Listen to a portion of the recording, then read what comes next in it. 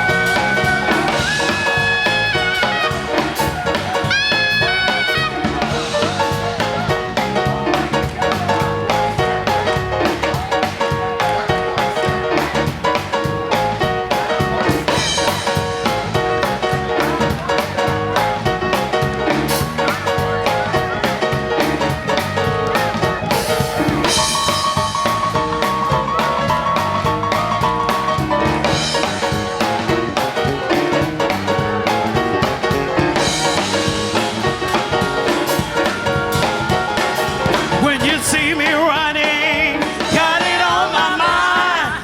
When you see me running, y'all. Got it on my mind. When you see me running, y'all. Got it on my mind. I tell you I got justice on my mind.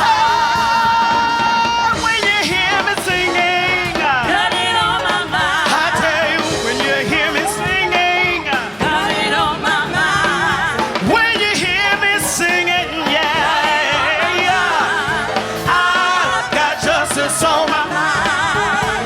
Oh, when you see me singing, yo. Got it on my mind. Hey, when you see me singing, yo. Got it on my mind. When you see me singing, yo. Got it on my mind. I got justice on my mind.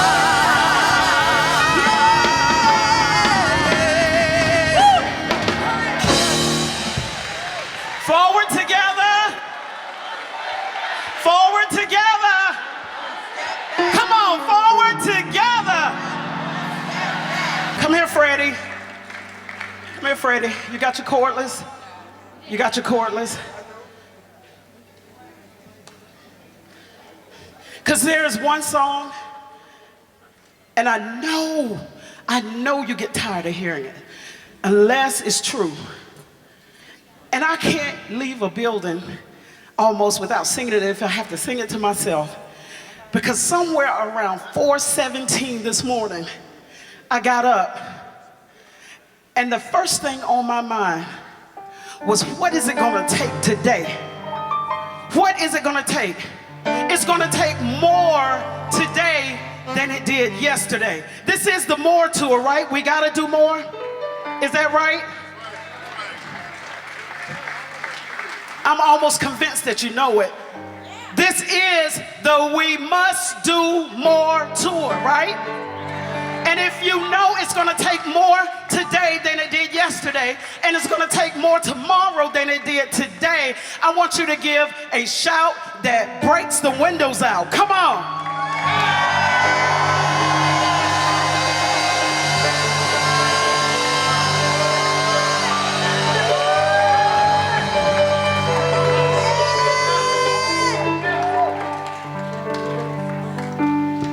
We didn't rehearse it, man. Just follow me, please. Got you. Woke up this morning with my mind. I said I woke up this morning with my mind. I said I woke up this morning with my mind.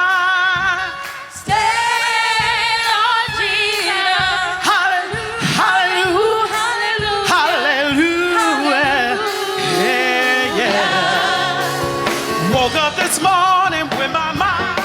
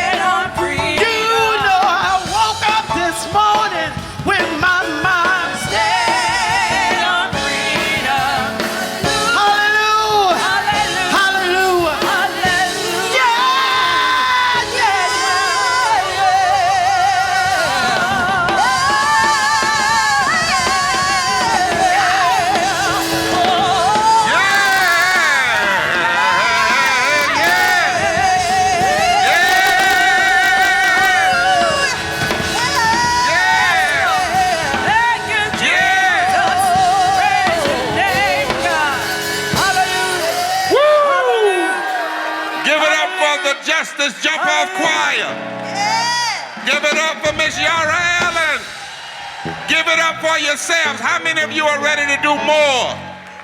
Somebody shout forward together. Not one step back. We must do more. Mobilizing, organizing, registering, educating people for the movement who vote. You may be seated if you can. We welcome all of you here. And there are 147 million poor, 140 million poor and low wealth people across this country, 43% of this nation. But all over this country, thousands of them and their allies and their moral and religious friends are saying, we will not be silent anymore. And so we want the nation now, we're filming across the nation, to see this video called The Pain and the Power. Yes, there is pain, but power of the people is rising. Bring it up.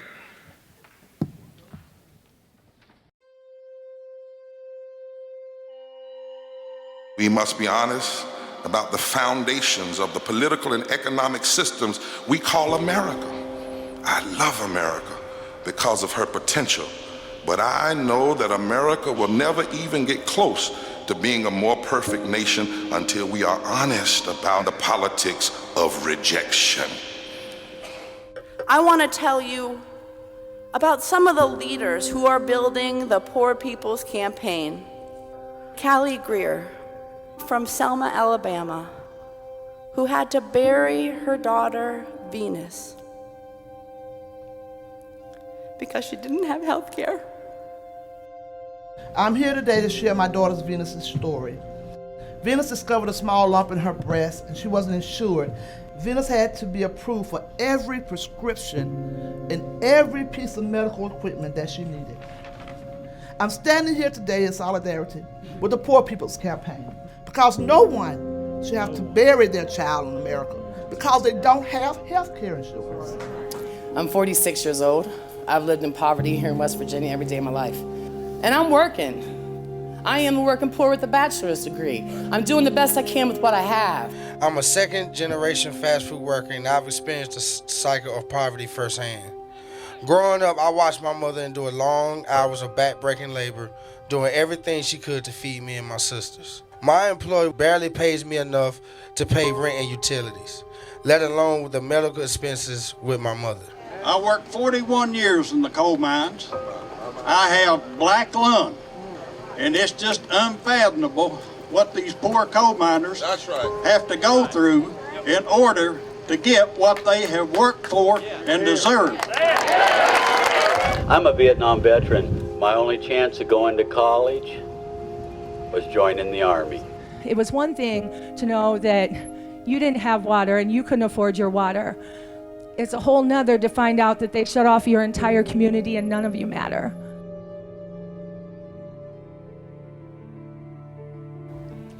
But when I lost my housing, health care, and income all at the same time, I was terrified, panicked. Hi, my name is Pamela Roach. I'm from Lowndes County, Alabama. And I live in a mobile home with my 2 kids.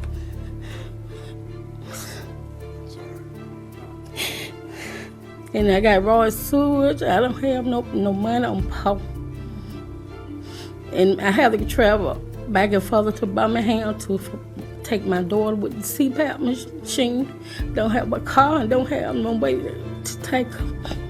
This is the largest encampment in Aberdeen. There's about 1,000 people in a town of 16,000 who are homeless. In my community, we were all shut off in a day because none of us could afford our water bills. In the past, my family wasn't able to afford electricity in the winter. It was very hard on all of us. This wall, this is sin of the highest order. When there are 38 million poor children, when 60% of African Americans are poor, when 65% of Latinx are poor, when 40% of Asians are poor, when there are 67 million poor white people, we must say, this is not right. Somebody's hurting our people, and it's gone on far too long, and we won't be silent anymore. Our brothers and sisters are sleeping on the streets. For a country this rich to have so many people poor, it's immoral and it's wrong. Our backs are against the wall, and we got no choice but to push. We lift our voices for justice. We put our bodies on the line for mercy. And together we will proclaim liberty throughout the land for the enslaved, for the poor, and for us all. Followed that breaking news in Albany, where a large group of protesters have moved into the street. Washington Avenue between City Hall and Lark Street closed down. Protesters with the Poor People's Campaign of Indiana. 2 o'clock on the East Coast, 2 o'clock in the middle, 2 o'clock on the West Coast. A wave, and the historians tell us it's never happened before. Our communities, Muslim communities, who have joined the Poor People's Campaign, you can count on us. Our democracy is in trouble. Our democracy is in trouble. And we come to demand. And we come to demand. Second warning. Because it's crucial that we make ourselves heard. No one is listening. We write letters, we make calls. No one is listening. So we gotta find a way to make ourselves heard. We are the Poor People's Campaign, a national call for moral revival. And we are here. We are poor. We are clergy. And we're here to say to our nation's capital and to the highest court of this land that everybody has a right to live. Everybody has a right to learn. Everybody has a right to love. Everybody has a right to living wages. Everybody has a right to vote. Everybody has a right to thrive in this society. Everybody say, ah! I believe that we will win. I believe that we will win. I believe that we will win. Freedom fighter, and he taught us how to fight. The poor and their clergy. We read Article 6 of the Kentucky State Constitution that says we have a right to free assembly. We are demanding that we stop the war on our poor. We demand the right to vote. We're formally incarcerated. You need to cease and desist immediately or you'll be arrested. There will be a movement that will break through the con and bring people together to save the heart and the soul of this democracy and this world.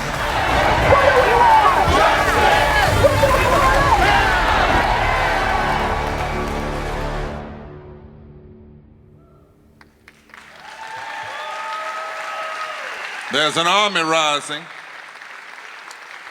This is the We Must Do More tour, mobilizing, organizing, registering, educating people for the movement who vote. 25 states from September to May, and then we will have and invite all roads to lead to Washington, D.C., June 20th, 2020, for the mass Poor People's Assembly Moral March on Washington, where impacted people, not people speaking for them, but impacted people of every race, creed, and color and sexuality, and moral leaders that stand with them will speak. The agency of poor people will be felt in this nation. At this time, I want to first of all ask you to give a big round of applause for all of our organizers, all the folk behind the scenes who organize, and give a big hand to the North Carolina Poor People's Campaign and all of the people and the organizations. At this time, coming up together will be our host clergy, Reverend W. Stephen Allen, Joyce Johnson, Elder Hannah Brown, Faith Community Mobilizing Toward 2020, and Anna Blackburn, one of our tremendous tri-chairs, to give a welcome and MC remarks at this time. Would you welcome them as they come in that order?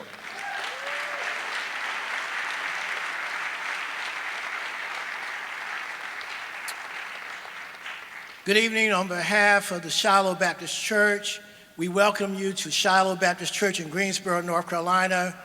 We are glad to have you because we believe that our nation can be not a nation of less, but a nation of more. And so tonight we ask that our nation give us more justice, more freedom, more equality, and more rights.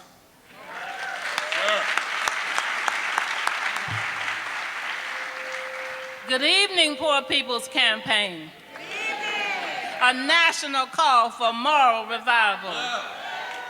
I am Joyce Hobson Johnson, one of the 3 tri-chairs with the North Carolina Poor People's Campaign, and we welcome you to North Carolina for the 3rd day of the M.O.R.E tour. And welcome to my hometown, where I have been fighting for over 50 years for a moral revival, a part of the first Poor People's Campaign. But we don't just gather. This is wonderful tonight, but we've got work to do to move toward June 2020.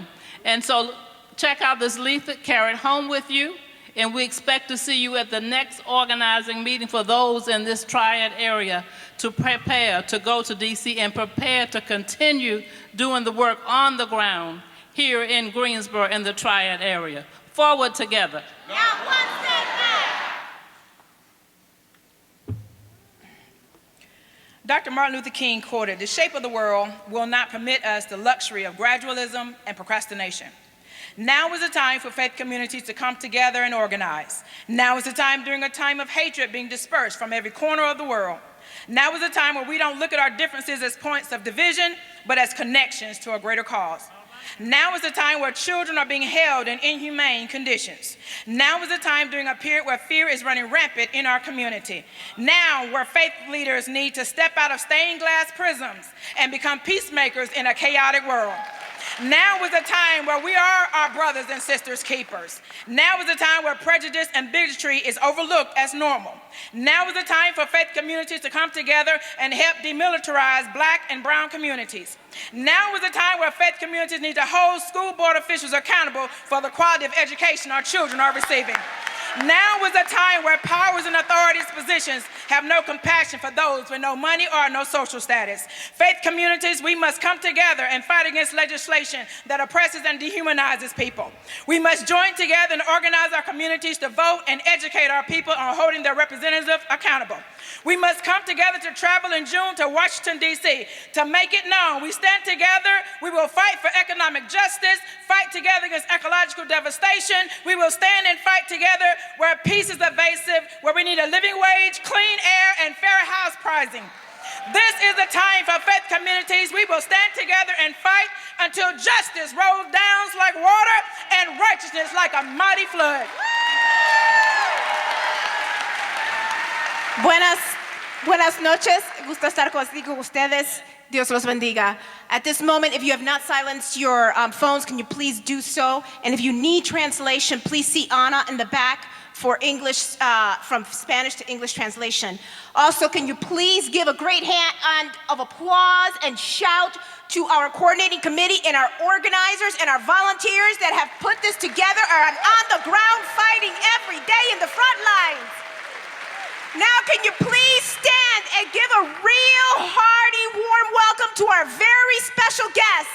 Come on, each other, for being committed to prepare and do more for June 2020 together to push the people's agenda in D.C.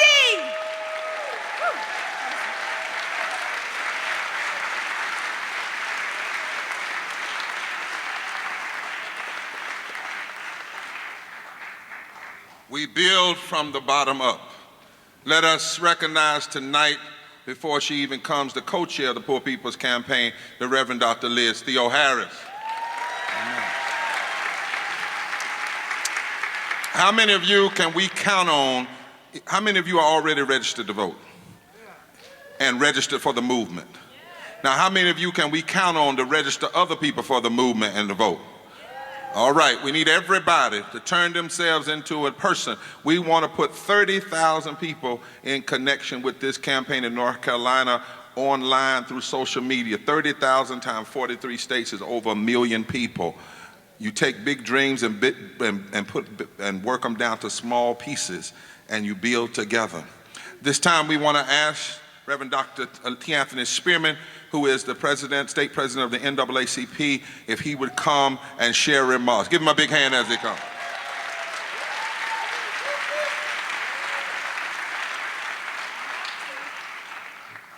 Thank you, Bishop Barber, and to all my father's children and all of you movement-minded people, we greet you in the marvelous, marvelous name of the movement. And when the North Carolina PPC comes together with the North Carolina NAACP, you're going to have a great movement. So we welcome you to the city where the day after Justice Earl Warren announced the unanimous ruling in the landmark Brown versus Board case, her citizens catapulted themselves to become the first Southern citizenry to occupy with all deliberate speed everything that Brown versus Board stood for. Then they turned around to become the birthplace of the sit-in movement in an act of protest that not only altered this city, but transformed our world. As we were marching from New Zion here to Shiloh, I felt the spirit of the ancestors that started that movement. And I said, I'm in a great place, and this is a wonderful place to be. So movement-minded people this evening, I ask that you would just open up your hearts and just allow the Spirit to run free through your spirits, because we are one in spirit. And I'm so grateful to have all of you here together this afternoon. I wish that you would be here tomorrow as I go before the County Board of Elections to cast a vote on these dastardly voting machines, the iVotronics that we have been voting on, which disenfranchise the voter. We've got to do more. Mobilizing, organizing, registering, and educating. Thank you.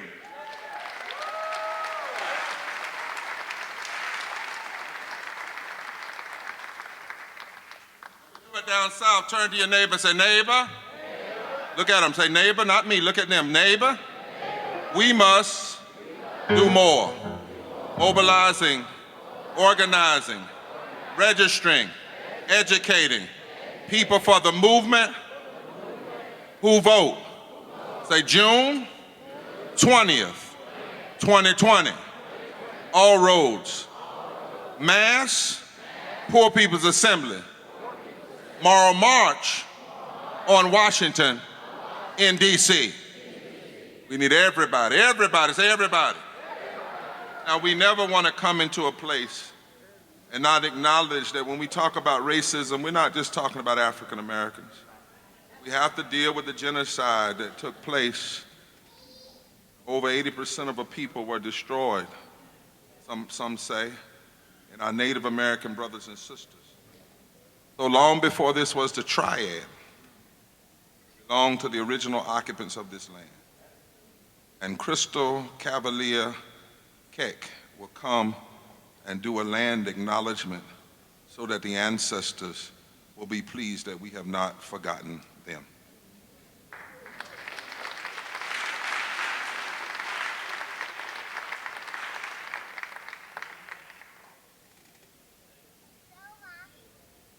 Meku, Witahe, Muti Ashuti.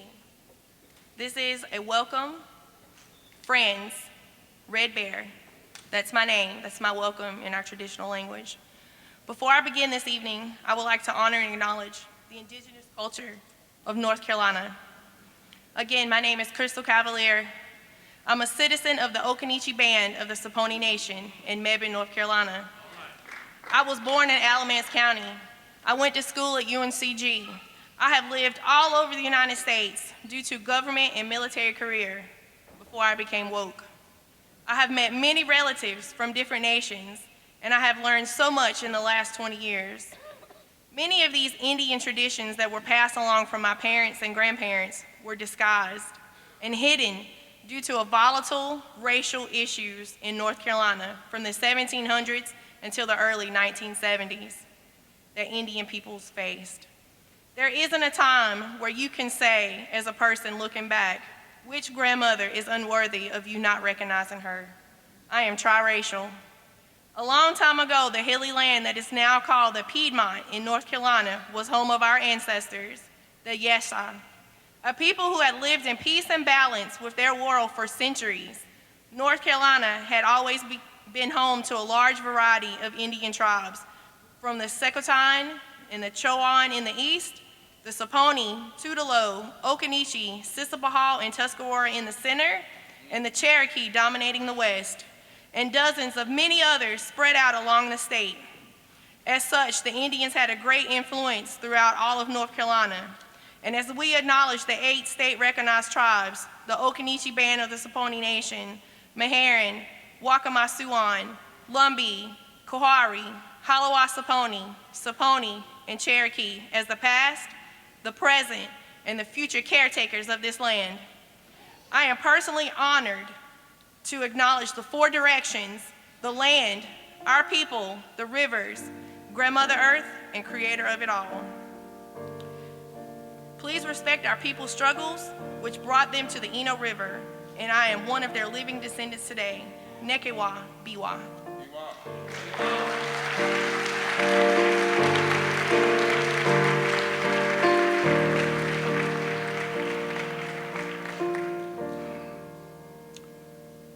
At this time, we have Raina Lee for a call to action as a youth, why I'm a part of the PPC and organizing for the Mass Poor People's Assembly and Moral March on DC.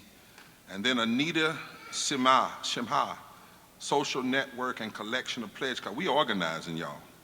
We're doing real organizing, not just a rally, but real organizing. And so they're gonna come at this time and tell us exactly what we need to do to be engaged. Thank you. Give her a hand. Come on.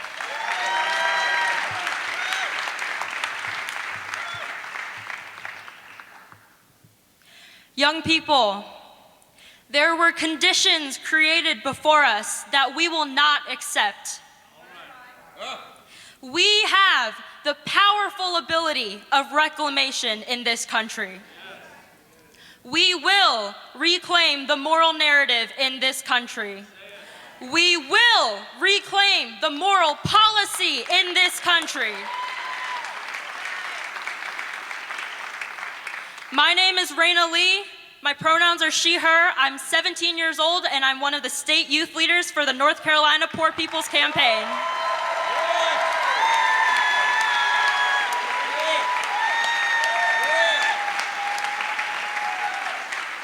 We are organizing towards the Poor People's Campaign Mass March in DC in June 2020, because we are putting an end to poverty, systemic racism, ecological devastation, and militarism, collectively as one body, through mobilizing, organizing, registering, and educating. As Langston Hughes said, I too am America. We are reclaiming our country, and we are here today to say that poor people, we too are America. Queer people, we too are America. Immigrants, we too are America. People of color, we too are America. Women, we too are America. We too are America. We too are America.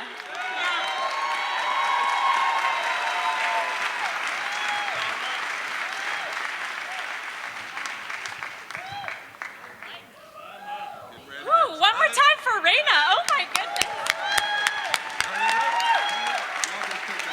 Just take it out. All right. Until he picks. Now go ahead. All right, before we get right into the testimonials, we are your designated millennials here to let you know. If you have not yet liked us on Facebook, we're NC Poor People's Campaign, a national call for moral revival. If you're watching us on the live stream but haven't liked us yet, please do that. We're taking donations as well, and we have a Cash App for y'all young people out here, $NCPPC. And follow us on Twitter at NC_PPC. Also follow us on Instagram at North Carolina_PPC.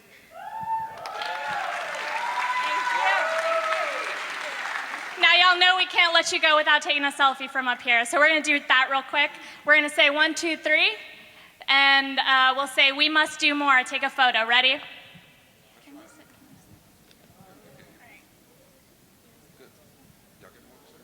Y'all got any more to say? Turn it up. Okay, they're getting ready to do it on, they're going to show you how. Do it. 1, 2, 3. Come on, battle. Come on, they're not getting away with that. Come on. 1, 2, 3. We must do more.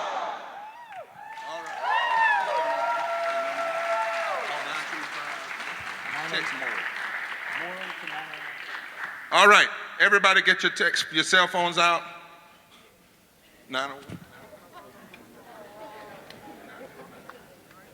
All right, cell phone. If you don't know how to use it, get a young person. Or get a hip old person. All right, we want you to text moral to 90975. Moral to 90975. Text the word moral to 90975. And then we want you to send that, not now, but afterwards, to at least 25 people. At least 25 people. Say, tonight I'm not going to use my text to gossip. I'm going to use it to build a movement. Oh, so send it to, I got a hand clap over here about that. That's a pretty good line. So 90975. Say 90975. Text moral. Yeah, moral. That's right. Some people are, I think it's like, you know, if you're north, if you're north, it's one thing. If you're south. Anyway, text M-O-R-E-L. Okay, that makes it easy. Now, our gatherings are always about putting a face on the issue. We're not just interested in anecdotal, but also in the empirical data. Reverend Dr. Liz Theo Harris is coming at this time to lay out in her own way what's happening around the country and why it is so critical that we mobilize and that we do it and build a sustained movement. Somebody say sustained movement. So at this time, I want you to give a big round of applause. I don't know if this thing is working, Liz. A big round of applause to the Reverend Dr. Liz Theo Harris. Come on and do it.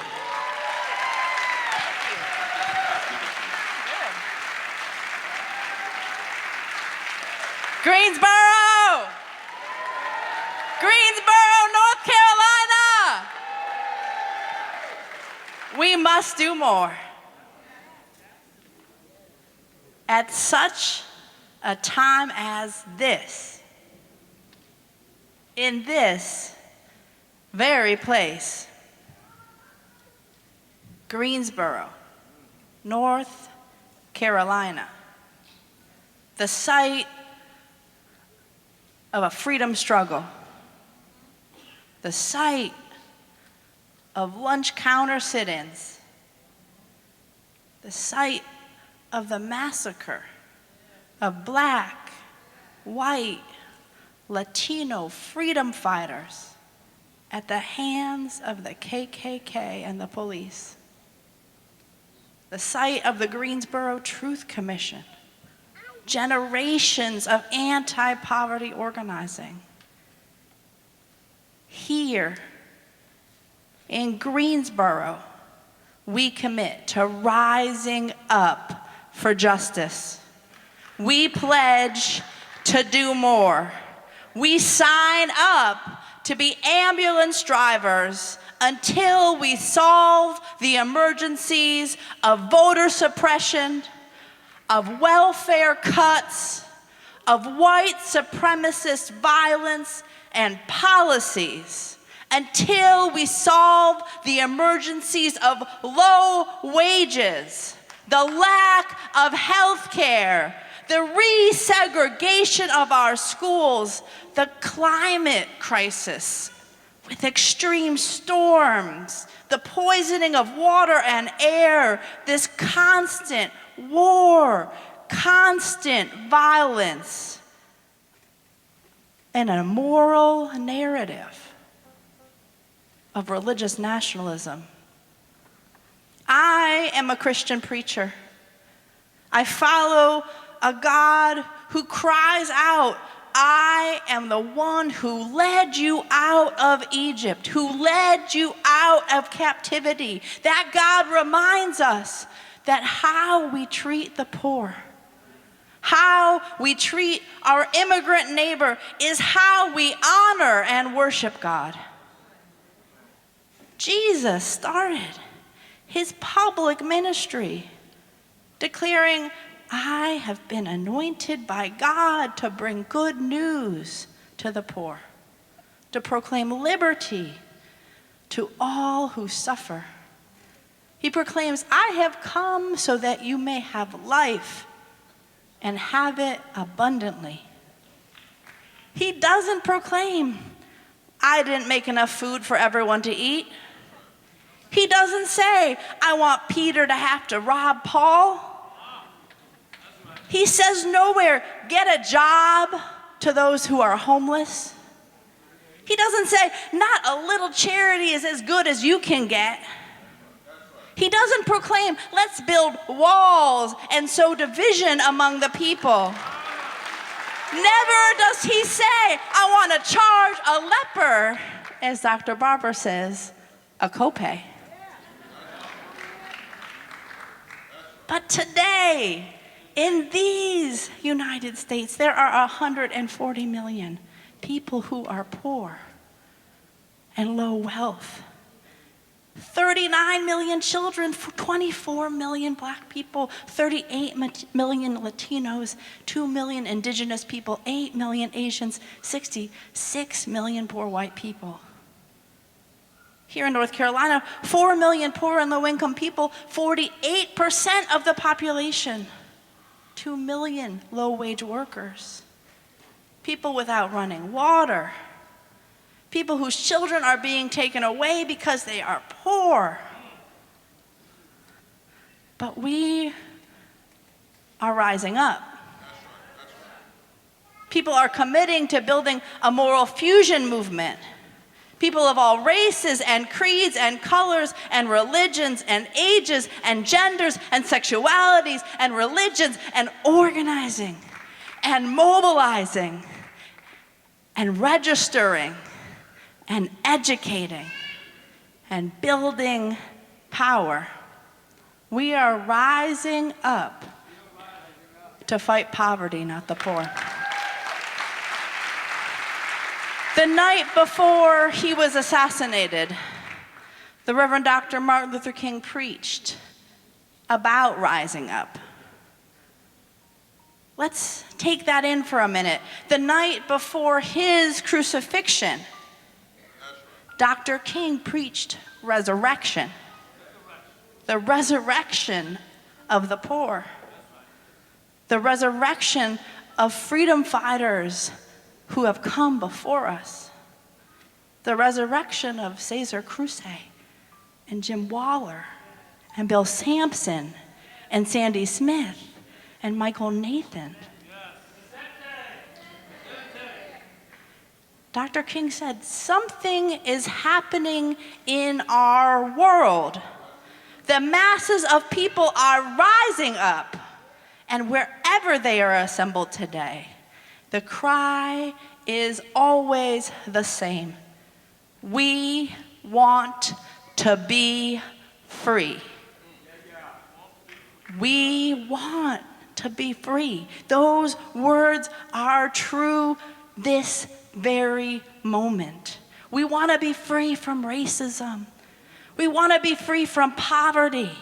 We want to be free from militarism and ecological devastation. We want to be free from the lies of religious nationalism. But since 2010, 23 states have passed racist voter suppression laws. These laws target Black, Indigenous, and Latinx voters, target the poor, allow extremists into office who use their power to hurt all of us. So we must rise up for voting rights, for the immediate full restoration and expansion of the Voting Rights Act. We are demanding an end to racist gerrymandering and redistricting. We demand automatic voter registration at the age of 18, early voting in every state, same-day registration, the right to vote for the currently and formerly incarcerated. And we demand that to happen now, not tomorrow, not in 5 years. We demand that to happen now. And even though corporations have unmatched profits, 3 individuals own as much as half of the US population, there are 62 million people who work for less than $15 an hour. There's not a town, not a city in this state or anywhere in this entire country where someone working full-time at a minimum wage can afford a 2-bedroom apartment. So we're rising up for living wages. We demand decent housing. We demand an end to evictions. We demand an end to steamrolling homeless encampments. We demand the right to form and join unions, to organize, organize, organize, organize. And in this rich land, there are 30 million people without health care. Over a dozen states that still haven't expanded Medicaid. Even those with health care struggle to pay their medical bills. Medical debt is the largest reason for personal bankruptcy. So what are we gonna do? The Poor People's Campaign is rising up for health care for everyone. We demand Medicaid expansion. We demand Medicaid expansion. We demand Medicaid expansion here in North Carolina and across this country. We demand universal health care that is free and for everyone living in this country. And we demand it now. Now, not tomorrow, not next year, now. And let's talk about immigration. Federal spending on immigration has gone from $2 billion in 1976 to $17 billion. The wall that folks are trying to build, or rebuild really, at the US-Mexico border, the money it could take could expand Medicaid in all 14 states. We have 10 times as many deportations as some years ago. So what are we gonna do? We're rising up. We're rising up against unjust immigration policies. We're rising up against white supremacy, against systemic racism. We demand an immigration system that instead of criminalizing people for trying to raise their families, prioritizes family reunification, keeps families together, allows us all to build thriving communities in the country we call home. We demand an end to federal programs that send military equipment, military personnel into local and state communities. And we demand that the call to build a wall at the US-Mexico border must cease. Equal protection under The law is non-negotiable. There are 15 million families who can't afford water. Extreme storms and extraction are wreaking havoc on the lives and livelihoods of millions. So we are rising up for clean and affordable water for all. We demand 100% clean, renewable energy, a public jobs program to transition to a green economy that will put millions of people in sustainable living wage jobs. We know what we must do, what the Poor People's Campaign, a national call for moral revival, is already doing. We must rise up to end poverty, rise up to end racism, rise up for a moral revolution of values. We must rise up for the 20 veterans who commit suicide every day. We must rise up for the 2 million low-wage workers here in North Carolina. We must rise up for the 14 million Americans who live along the militarized border. We must rise up for the Mass Poor People's Assembly and Moral March on Washington, June 20, 2020. Rise up! Rise up! Rise up! Rise up! Rise up! Rise up! Rise up! Rise up! Rise up! Rise up! Rise up! Rise up! Rise up! Rise up! I want to leave you with some words from Frederick Douglass. As he was fighting the slave powers, he preached, "Power concedes nothing without a demand.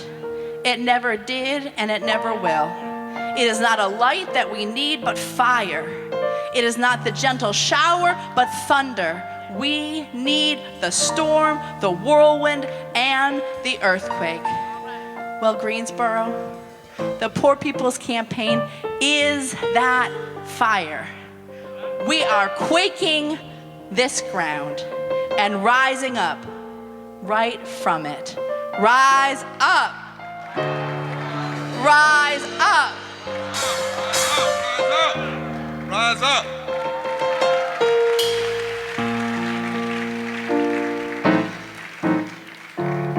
We must rise up. At this time, before we have any remarks, you all will see sometimes Miss Yara and I, come here, Yara, and we do something that is actually a symbol in the movement. And sometimes I look back and kind of say, we need a little break in here. And then every now and then you all will see us. Now people think this is a fist bump. That's what they think it is, right? But we don't do it as a fist bump. We do that as if all of us merge our movements together, huh? If all of us merge our movements together, it can make a sound and have power together. And so right here, we want to break this up a little bit, and for about 2-3 minutes, we are a singing movement. We are a singing movement too. We fight with joy, because we know the joy of the divine is our strength. So come on, Freddie and musicians, and just break this up a little bit with a little music. How about that? That's what you do after the sermon, Liz. All right. It's going to be them, a little instrumental. Do your thing, man.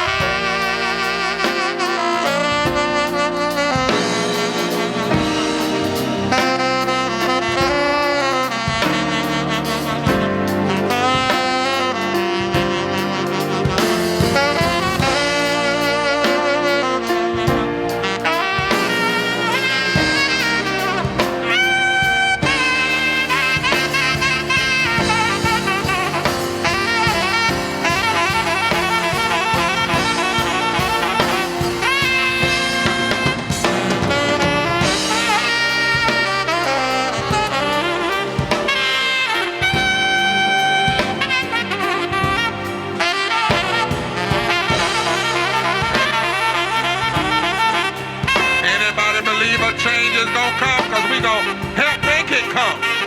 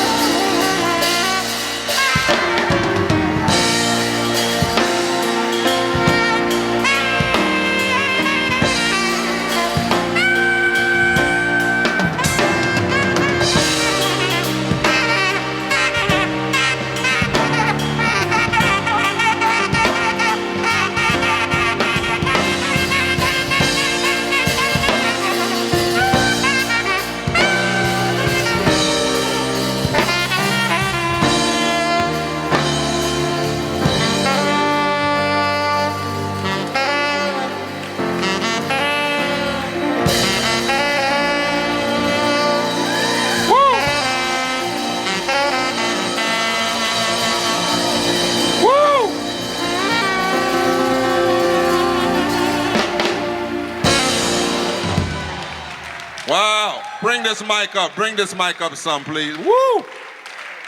Freddie, the street genie. Y'all want them to play it on June 20th, 2020 in the nation's capital? Let them know. If you want them to play, stand up and let them know you want them to play. We give God all the glory. Now, people have been rising up for a long time. And now we're going to ask two persons to come who have fought many battles and are still battling here, who are not just readers of history, but makers of history, who've not just talked about other people's sacrifices and shedding of blood, but have shed it themselves. Not wanting to, but because they stood up for what's right. And then they're going to introduce the testifiers who will all come at one time. And I'm going to let them do that. But I first want you to give a Poor People's Campaign National Call for Moral Revival welcome and a big sound of love and thank you to the Reverend Dr. Nelson and Joyce Johnson.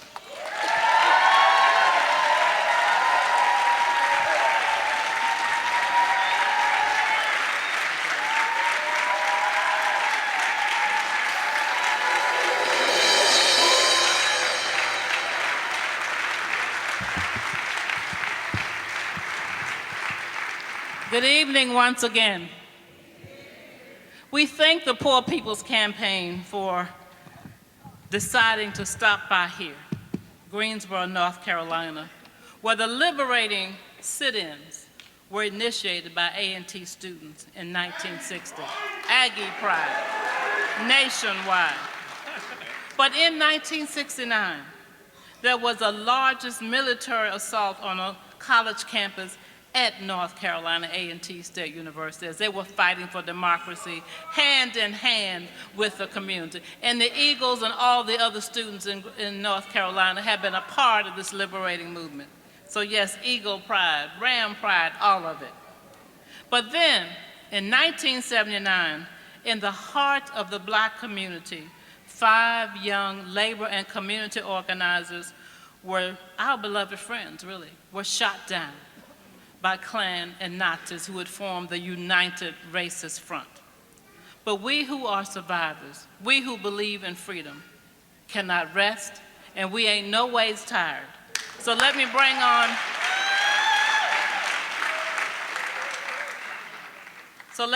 on my husband to add a few more words to our long struggle that we thank God for having been a part of, and we thank God for being able to connect with this effort to end poverty and racism, the undercutting factors in the deaths of our friends and the deaths of many millions all over this country, all over this world.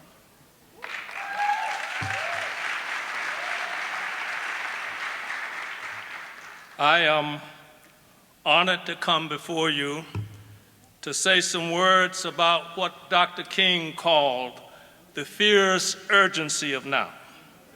Beloved, if there ever were a time that this city, this state, and this nation needed a deeply grounded moral movement to do more mobilizing, more organizing, more registering people to vote and registering people to build the movement, if there ever were a time, that time is now.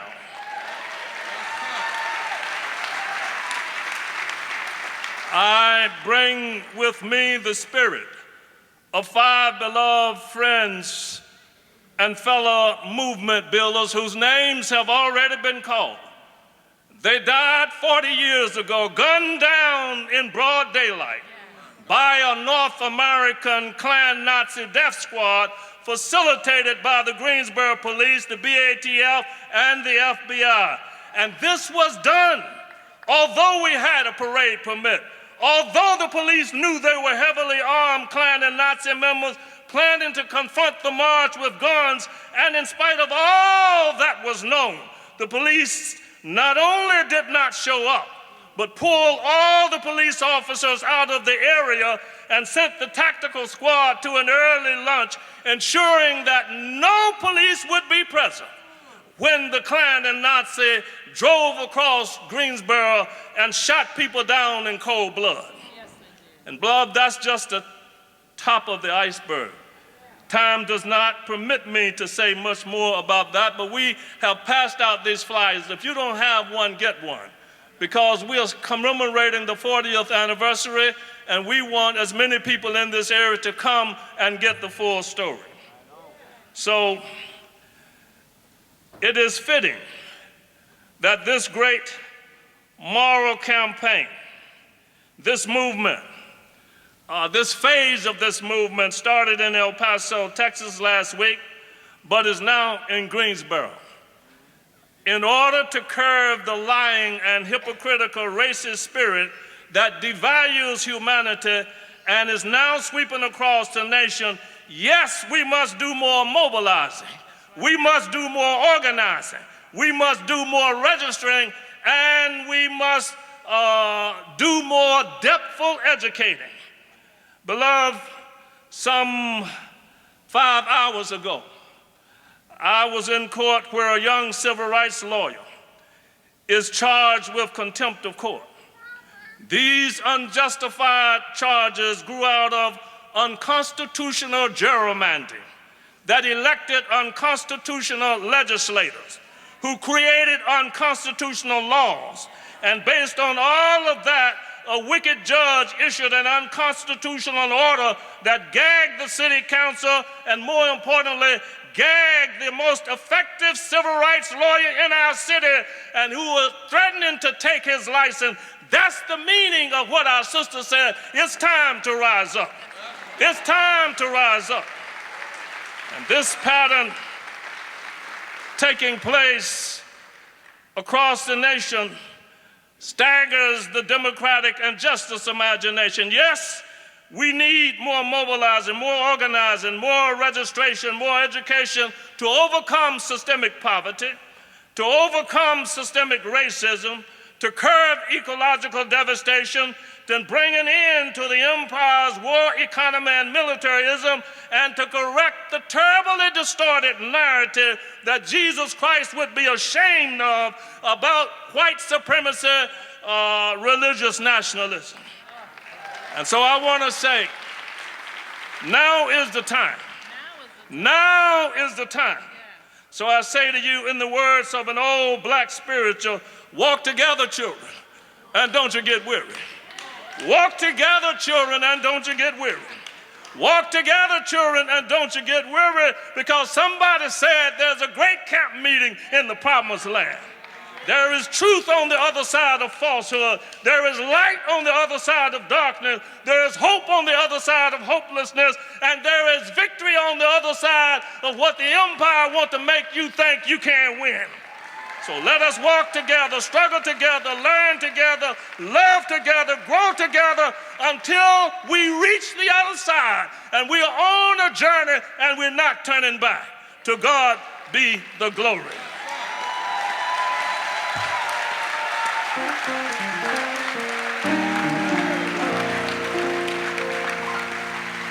So we thank God for all of the music, the singing, the speeches. But there's something about people who give their testimonies.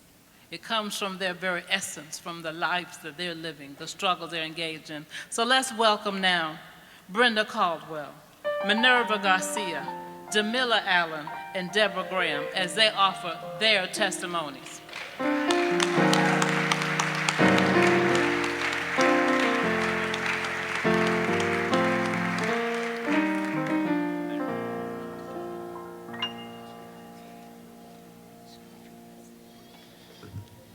Good evening. My name is Brenda Caldwell, and I'm a junior political science student at North Carolina A&T State University.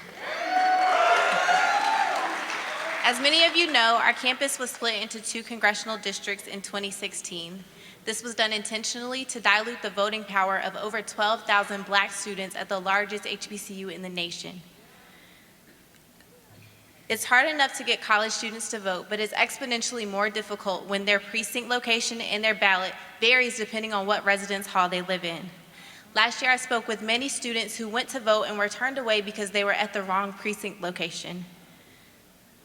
This gerrymander has successfully created roadblocks that have blocked students from just simply exercising their constitutional right to vote.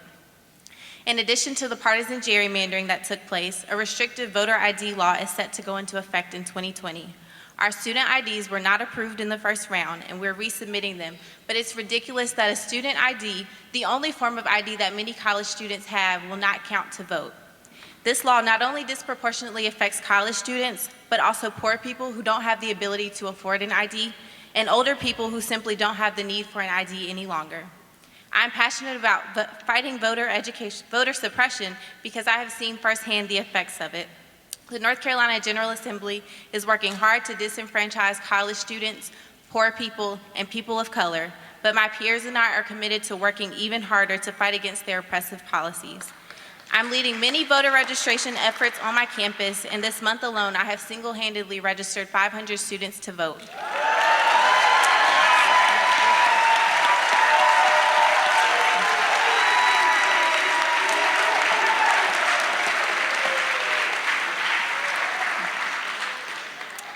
I'm joining the Poor People's Campaign in their push towards a mass march and People's Assembly in June of 2020 because they are committed to doing the work and demanding that we live in a nation that protects voting rights for everyone. Thank you.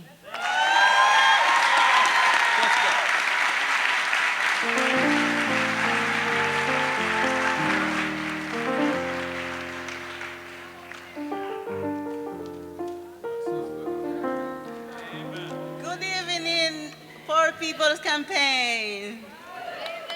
My name is Minerva Cisneros Garcia, and I was living in sanctuary at UNCC Greensboro Church with my 2 kids for 3 months when I was allowed to finally leave. This was only possible for me because for organizations like Poor People's Campaign that understood that was happening in our nation to the immigrant community was not only unjust, but also immoral. Like me, every single person in sanctuary in North Carolina had a valid work visa, paid taxes, and were active in our churches and community. But I also recognize and know that I am blessed to have had such an incredible support system of warriors who risk their own safety in order to ensure and shine the light on the injustice that is occurring across this nation. Racism and poverty must be addressed. Here, it must be done in our homes, our churches, our workplaces, communities, and the government. Please keep fighting for what you know in your heart is right. Please register people to vote and vote for the candidates who believe in protecting our environment, human rights, peace, health, and fairness for all people.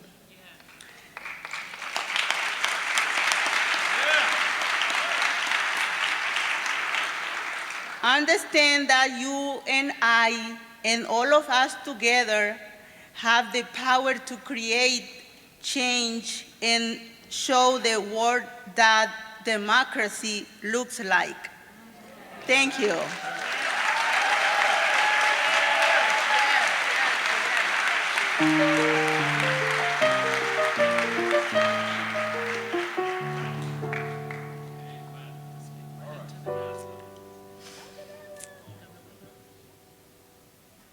Hello, everyone. My name is Jamila Allen. I live in Durham, and I work at Freddy's, where I serve customers and train other employees. Freddy's is a multi-million-dollar company, and I earn $8 an hour, and that's a poverty wage. But that's not the main thing you need to know about me. Like many other fast food workers in Durham across the country, I am a leader of the Fight for 15 and a union.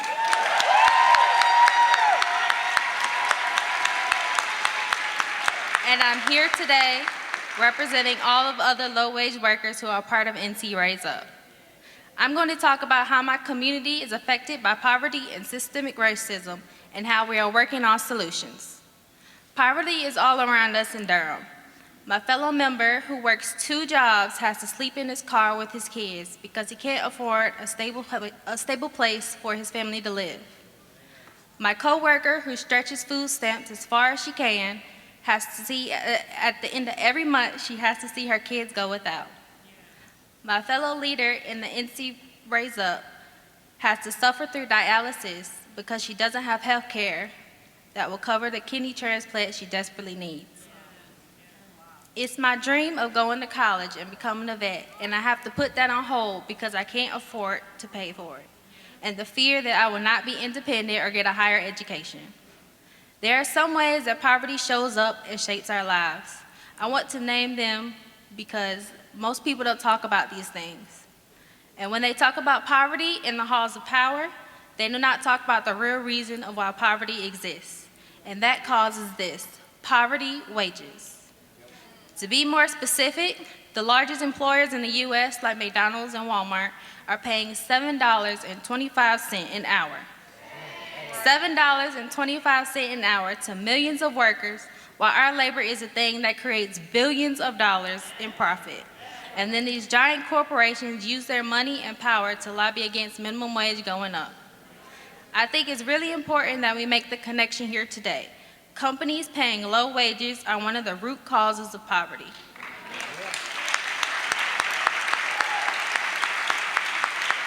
And this is directly linked to the second piece that I have to talk about, systemic racism. There are many ways that systemic racism has molded our society. We could talk about how it has created unfair housing and denied people the right to work, or how the criminal justice system and our healthcare industry are heavy with systemic racism. But the place where it touches my life is when I look at the lack of unions in the South. North Carolina has the lowest rates of union membership in the country. I learned this a few weeks ago when other workers and myself were creating workshops for our Worker Power Summit. We learned that union rates are actually tied to the legacy of slavery. Racism is used as a tool to divide workers and pass anti-union laws that are still in place today. And these policies have a real impact on our lives. So why am I so focused on unions here in the South? Because poverty and racism are systemic problems that need systemic solutions. We are that solution. Us, low-wage workers of all races coming together as a union. That is the solution. And by union, I mean any time that workers come together, find our collective voice, and use it to fight for all of us. That is what I have come to understand in the 10 months since I have joined NC Rise Up. When we build power as workers, that power can extend to all areas of our lives. We can demand better schools and health care for our kids. We can demand huge changes in how police treat us in our neighborhoods and how the prison system is destroying our communities. There are thousands of working people in communities who are left behind.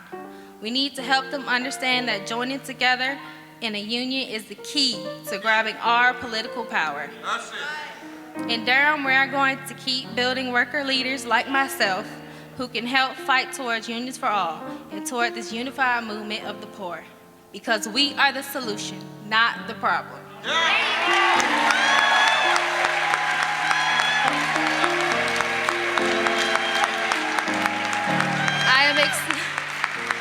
I am excited to see you all on June 20th, 2020, when we march together on Washington. Until then, NC Rise Up loves you. Solidarity.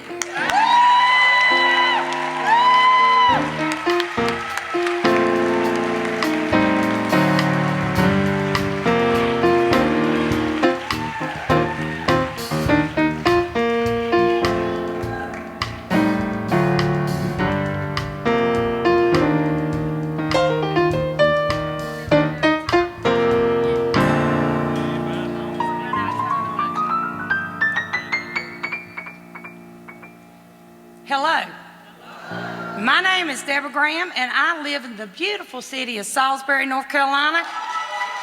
And my mayor is here today and supporting me, and I appreciate it. I have a question. I have something I want everyone in this audience to ponder.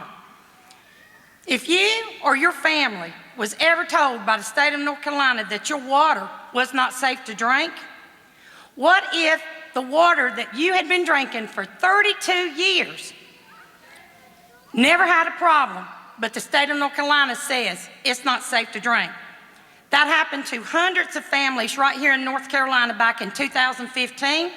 It happened to me, my family, my community, and thousands of people across the state that live near leaking coal ash pits owned by a known criminal polluter, Duke Energy, who is currently serving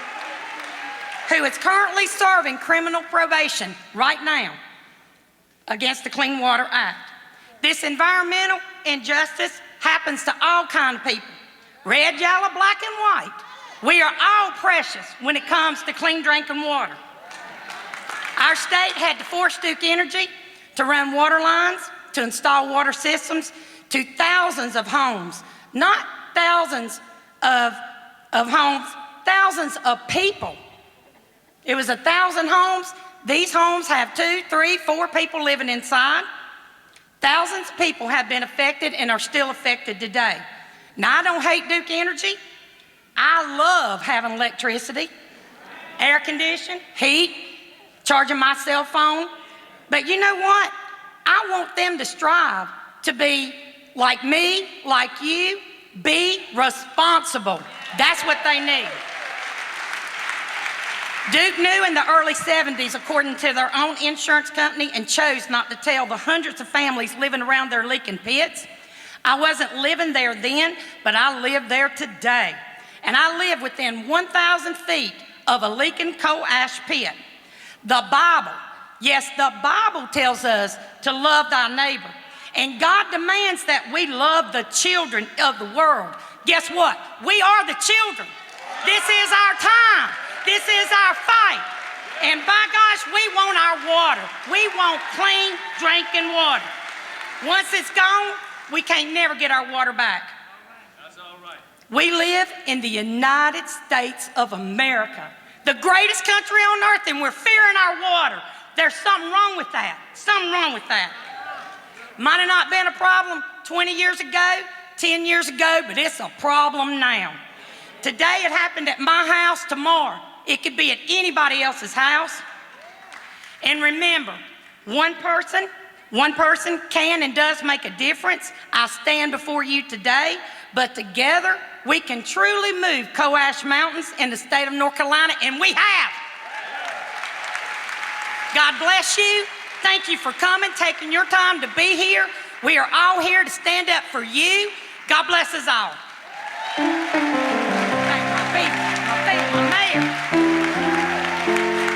Bobby Jones.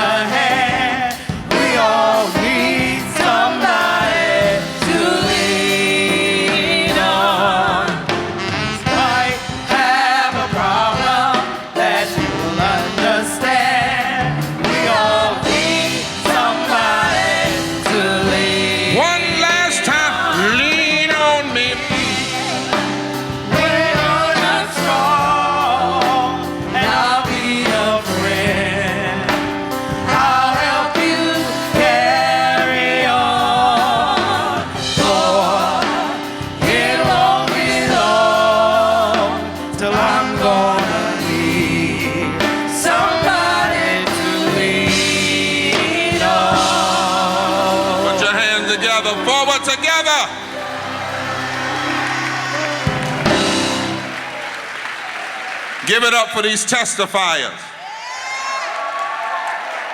They are the fire. And on June 20th, 2020, we're going to have tens and tens of thousands of people and testifiers that will tell the nation not only their stories, but what must become because of these stories. 40 years ago, people were together like we are in this room, black and white and brown.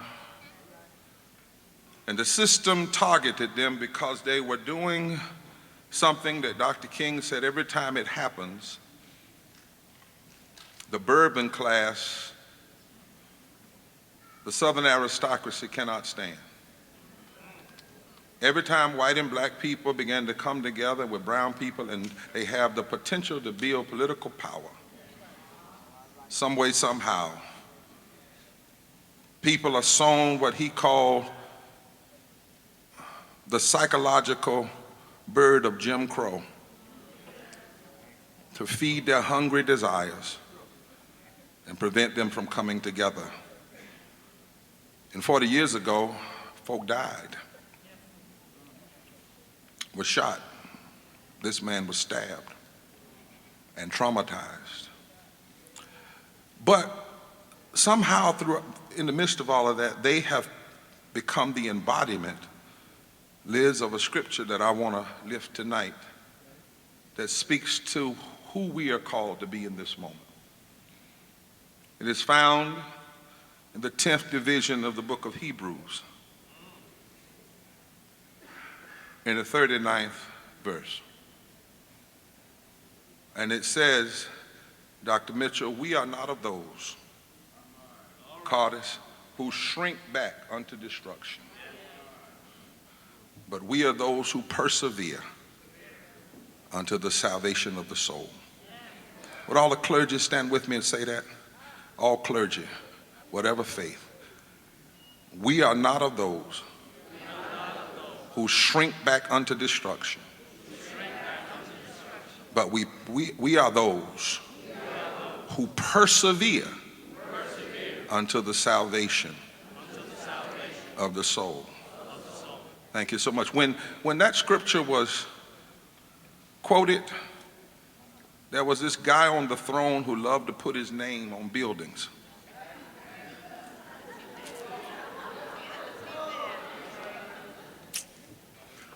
He had a narcissistic attitude. And he came from a tradition. He was the embodiment of a tradition. He wasn't really the problem. He was the symptom of the problem. There had many had called themselves the same thing. Caesar.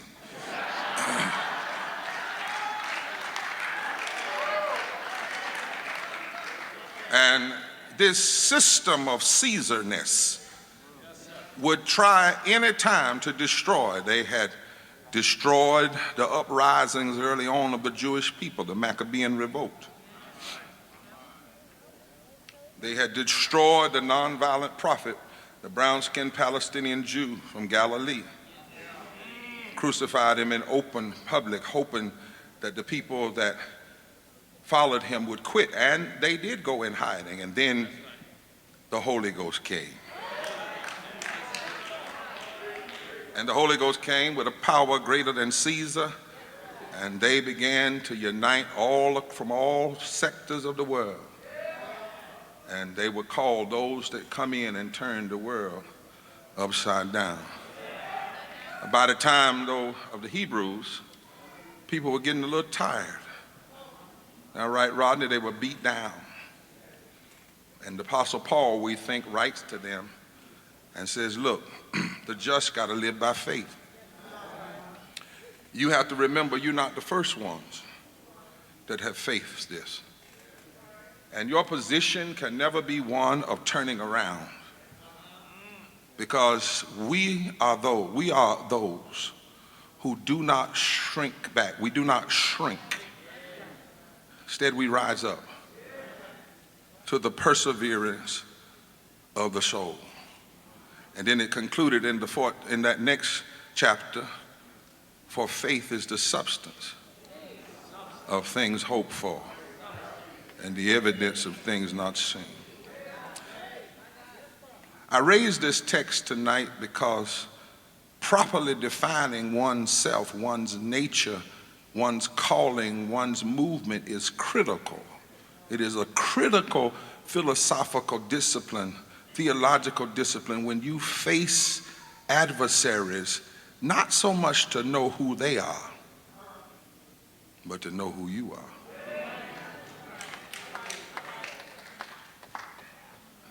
This discipline has penetrating and practical implications when you're in crisis.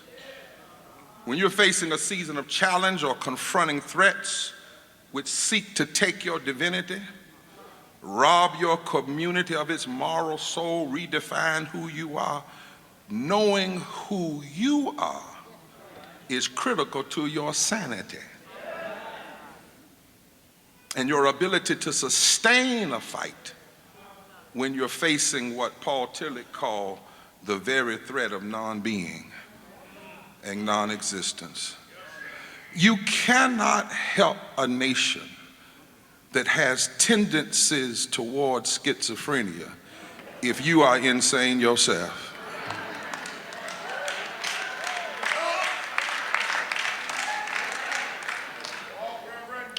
Martin Luther King once diagnosed that some of America as having a neurotic sickness and a septic commitment to racism, poverty, and militarism. That doesn't sound like I have a dream. That was Dr. King diagnosing the deeper problem. He said it was destroying, Liz, the soul and ripping apart the moral promises and moral possibilities of the nation. And he said that the only way to address these matters is we have to raise with others. He said this, a campaign with poor people and moral leaders and those who have nothing to lose but know who they are the only ones that might have the moral and spiritual capacity to turn the nation's conscience and character toward the way of love, truth, and justice. Oftentimes when media interviews us, they said, well, you call it the Poor People's Campaign. Aren't the poor people ashamed of being called poor? And I said, no, they ain't ashamed. They're ashamed of this country creating policies that keep people in poverty. That's the thing. We know who we are. We are struggling to understand if those in power in America know who you claim to be on paper. We are in one of those moments that demand this Poor People's Campaign, a national call for a moral revival. And we're here today because we demand more from America. The M.O.R.E. tour is about turning demand into action. We began in El Paso, a resurrection in a place where recently there was gruesome death, and they asked us to come there. The people who suffered said, come here. In fact, the immigrants there, the Latinos there said, don't let America only talk about white nationalism when folk are shot. Don't isolate us like that. They said, we must understand the full ugliness of white nationalism. And that yes, it may be a bullet from a racist, yes, it may be a curse word for a racist, but it also is very well the policies of a senator who may never call you a racist word, but every day they block legislation or promote legislation that has disparate impact.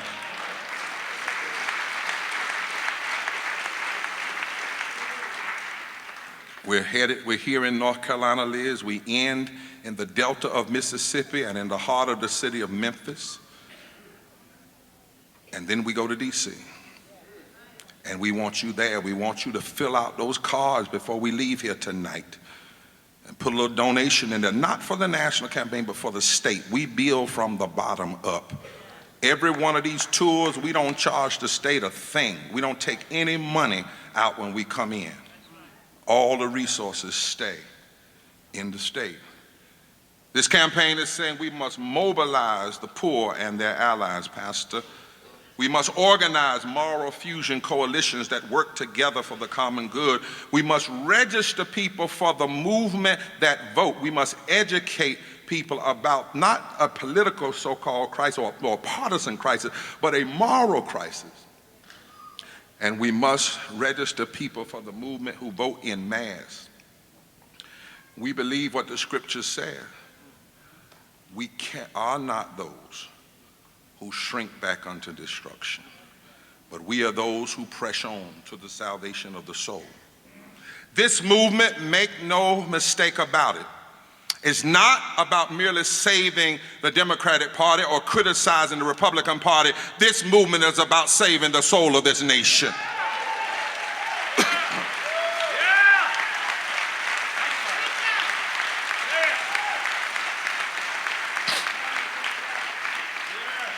We are here because systemic racism, systemic poverty, ecological devastation, and the ravages of a war economy and a false, distorted moral religious nationalism is lying to the people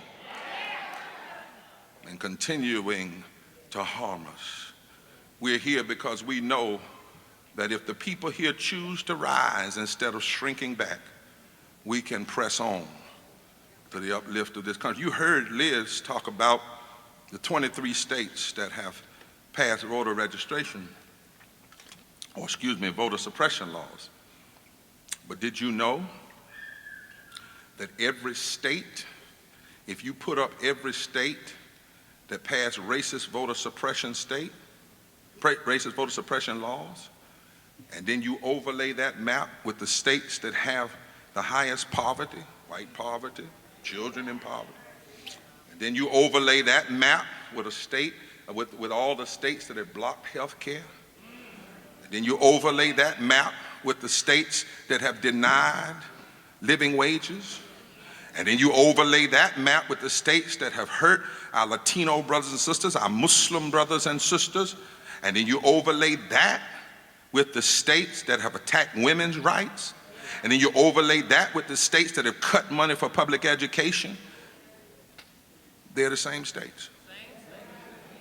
So all you have to know is that a state engages in racist voter suppression, and you can know that racism always creates a whole lot of other isms.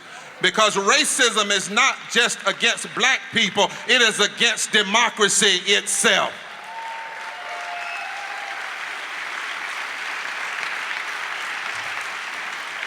And that's why we can't afford to build a movement separated. You heard Liz talk about the 140 million people that are poor, but did you know that a third of them are in the South? In the very South, where too many politicians are elected who are against every program that would help the poor. Did you know that it's almost split in the South between black and white? It's not a black problem, it's a Southern problem. Did you know that 250,000 people die every year from the effects of poverty? No, I want you to hear that again. 250,000 people die every year from the effects of poverty. I think about the lady I met in a homeless encampment in this state. In fact, Dr. Spearman in Hickory, when you were there. She had been middle class. She had major health issues. They took all of her money. It bankrupted her. She was in a homeless encampment with black, white, Latinos, and children. She had a back brace on her back. She told us a story.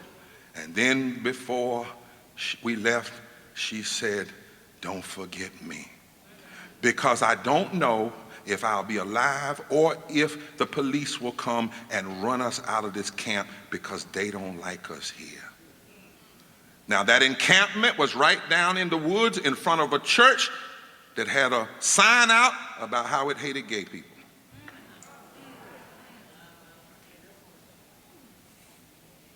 $250,000 people. When, yes, we should be in the street when one African American is shot by a racist cop. But what about when our policies destroy nearly 600 people every day? 250,000. 250,000.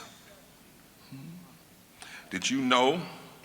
Yes, Liz told you 60 million people in this country work every day. Somebody touch your neighbor and say, work every day.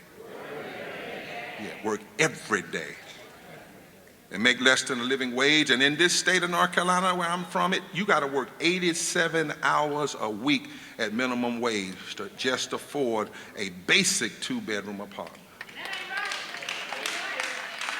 While the companies make 200 and 300 times what the average worker that makes them their money makes. But did you know, when you look at it through the prism of the first slaves that came to this continent, not voluntarily, by the way, it took us from 0 to 400 years to get to 725. See, because slavery was work, you just didn't get paid for it. Slavery was full employment. That's why you have to have more than work. You have to have work with dignity, work with wages, work with union rights. Because slavery was work. And Nelson, it took us 400 years to get to 725. We cannot wait another 400 years to get to 15 in a union. We will not do it.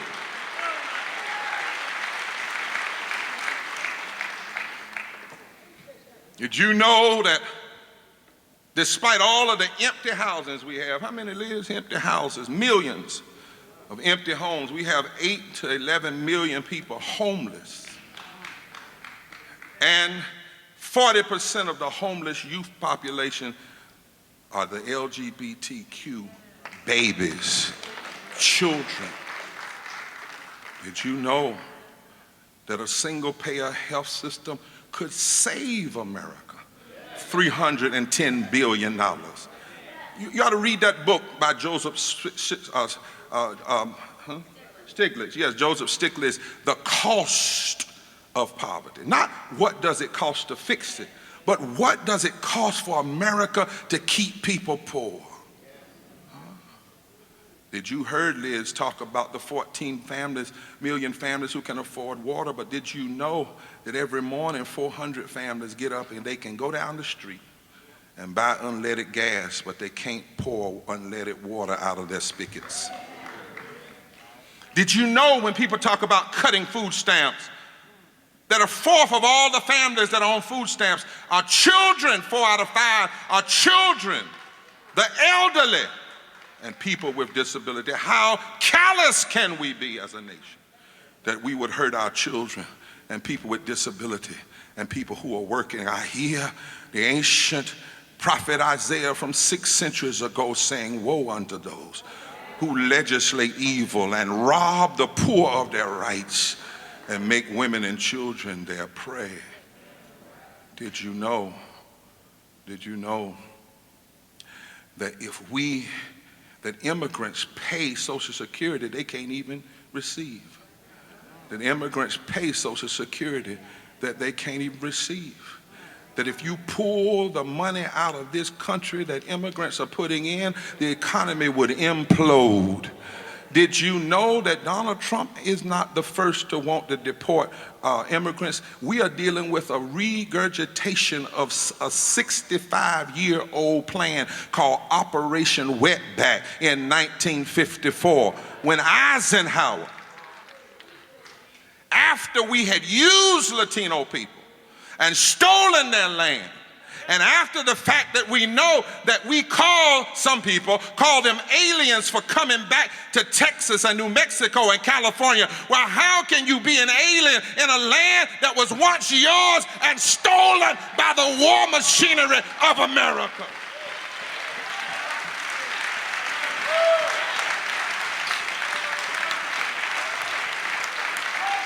A war that Abraham Lincoln was against. A war that Henry David Thoreau started his campaign of civil disobedience protesting against. Did you know that today Native and indigenous people are considered wards of the nation? They can't even own their own houses on federal lands.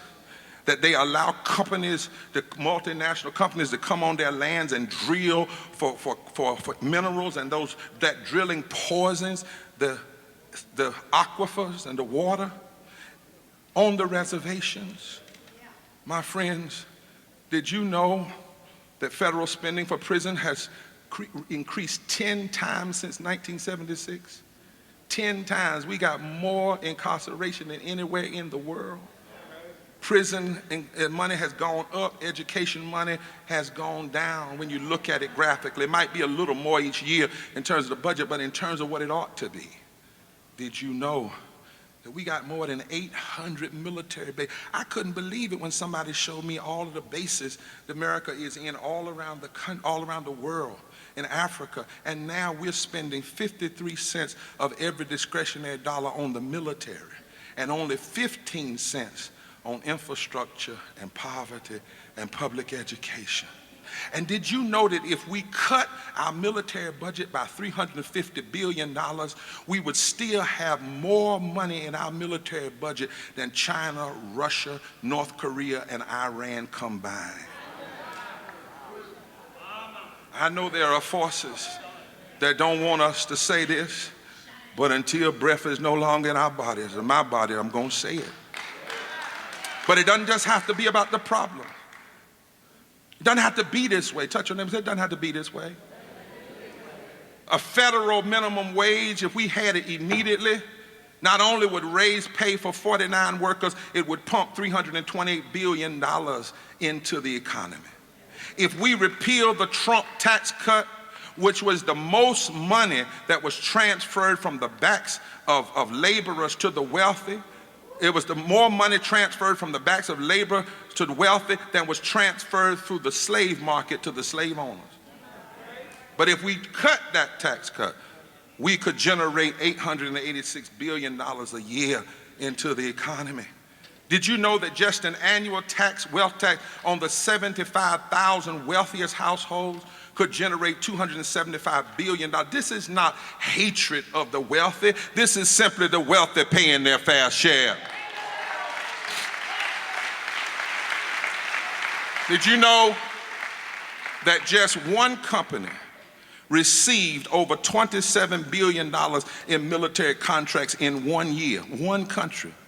And that if we took just one contract, that's that one contract from one country, you could expand Medicaid in 14 states. Did you know that we are the only of the 25 wealthiest countries that does not give some form of universal health care to all of its citizens? And yet we have people, Derek, who constantly want to talk about American exceptionalism. It is nothing exceptional about having the best medical systems in the world, but you hold it to the richest and the wealthy and leave the poor and the broken out. And so let me be clear. We know the problem, yes. State houses and governors around the country in the poorest states have passed voter suppression laws. Yes, the Supreme Court gutted the Voting Rights Act, yes. Yes, senators like Tom Tillis of North Carolina and Lindsey Graham have blocked fixing the Voting Rights Act, and have blocked living wages. And yes, voter suppression helped Donald Trump edge his way forward in some southern states. And yes, the same people that support racist voter suppression support Trump's wall, support blocking health care. Yes, they support blocking living wages. Yes, they support blocking addressing climate change. And yes, the same politicians that support spending more money on militarization are the same politicians that want to spend less money on public schools and roads and water. We know that the extremists and the racists are greedy, but who will we be? We are not of those who shrink back unto destruction. We must declare in the face of this that we must do more than simply say what is wrong. It's not enough to know what is wrong and what's being done that's wrong. We must demand and show what way is right. Frederick Douglass said in 1852, when racist members of the Supreme Court said that a black man had no rights that a white man had to honor. Douglass in that moment, far worse than this moment, somebody asked Frederick, are you going to quit now? Are you going to give up on abolition now? What you going to do? The Supreme Court is against you. Frederick Douglass said this, one thing is certain, the slaveholders are earnest, they are mean, and they mean to cling to their slaves as long as they can, to the bitter end. But he said, this very attempt to blot out forever the hopes of an enslaved people may just be one necessary link in the chain of events preparatory to the downfall and the complete overthrow of the system. Frederick Douglass said, let me tell you something. The whole history, he said, I would be totally sad But I know something. The whole history of the anti-slavery movement is studied with proof that all measures devised and executed with a view to allay and diminish the anti-slavery agitation have only served to increase, intensify, and embolden our agitation. In essence, Douglas said, we must rise up. And every time somebody tries to push us back, it must only serve to increase, intensify, and embolden our agitation. Mother Jones, the white labor and women's rights leader in 1800, once told a group in times like these, you got to understand that right now, we don't need your organization to be a praying institution. We need your organization to be a fighting institution. She said, you want to know what you do in times like this? You pray for the dead, but you fight like hell for the living. Caesar Chavez said, once social change begins, it can never be reversed. So just begin. Begin, because you cannot uneducate the person that has learned how to stand up and fight for justice. Yeah. And Joyce and Nelson Johnson and all those that faced that 40 years ago, they didn't lay down afterwards. They kept fighting and fighting, and every now and then you'll hear Nelson cry out, walk together, children, and don't you get weary. Nelson Mandela, right in the middle of his enslavement, 27 years in prison, but every morning he got up. He did not shrink. Every morning he got up and said, out of the night that covers me, black as a pit from pole to pole, I thank whatever gods may be for my unconquering soul. In the fell clutch of circumstance, I've not winced or cried aloud under the bludgeonings of chance. My head is bloody, but it's unbowed. Beyond this place of wrath and tears looms but the horror of the shade, and yet the menace of the years finds and shall find me unafraid. It matters not how straight the gate, how charged with punishment the scroll. I am the master of my fate, and I am the captain of my soul. Every time.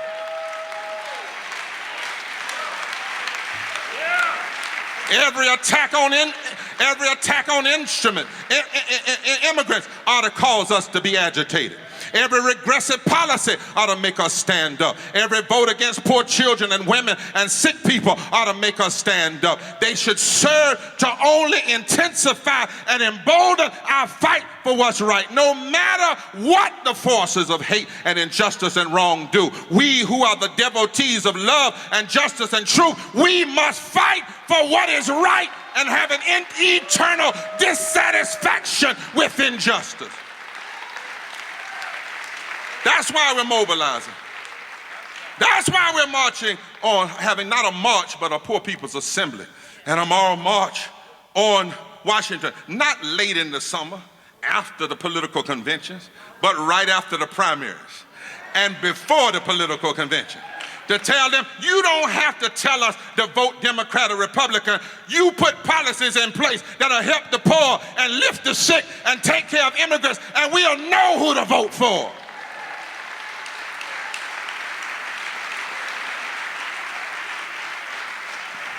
And so we must rise up together. And we must know finally, Nelson, the power we have. I need you to touch 3 people and say, stop believing the lies. Yeah, because sometimes